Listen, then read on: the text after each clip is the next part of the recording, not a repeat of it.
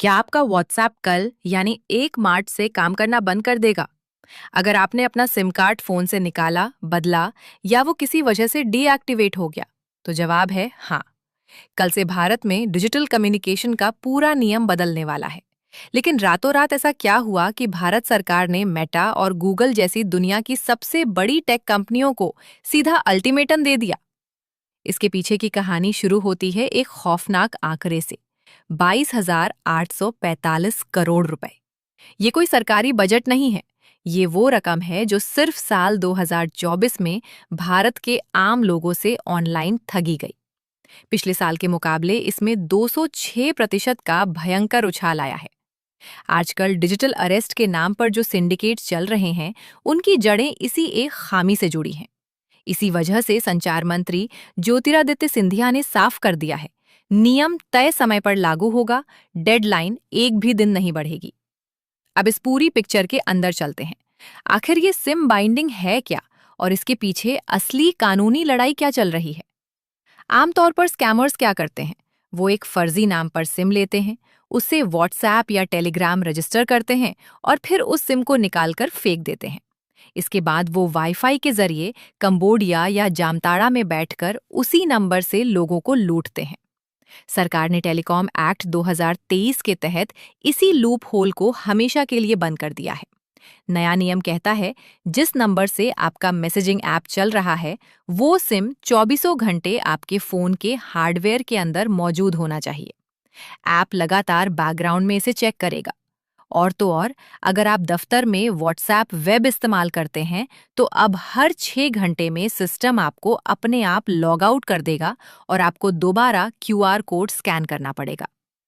लेकिन क्या silicon valley के दिग्गज इतनी आसानी से मान गए? बिल्कुल नहीं।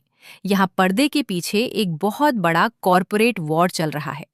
ब्रॉडबैंड इंडिया फोरम, यानी वो संस्था जो मेटा और गूगल की नुमाइंदगी करती है, उसने सरकार को कड़े शब्दों में चिट्ठी लिखी है। उनका तर्क है कि सरकार अल्ट्रा वायर्स जा रही है, यानी अपनी कानूनी हदों को पार कर रही है। उनका सीधा सवाल है कि मैसेजिंग ऐप कोई टेलीकॉम कंपनी नहीं है, तो उन पर टेलीकॉम का कानून क्यों थोपा जा रहा है? वहीं दूसरी तरफ एक और पावरफुल लॉबी है, सीओएआई, यानी रिलायंस जियो, भारती एयरटेल और वोडाफोन आइडिया का ग्रुप। ये भारतीय टेलीकॉम कंपनियां सरकार के इस नियम के समर्थन में खड़ी हैं। क्यों?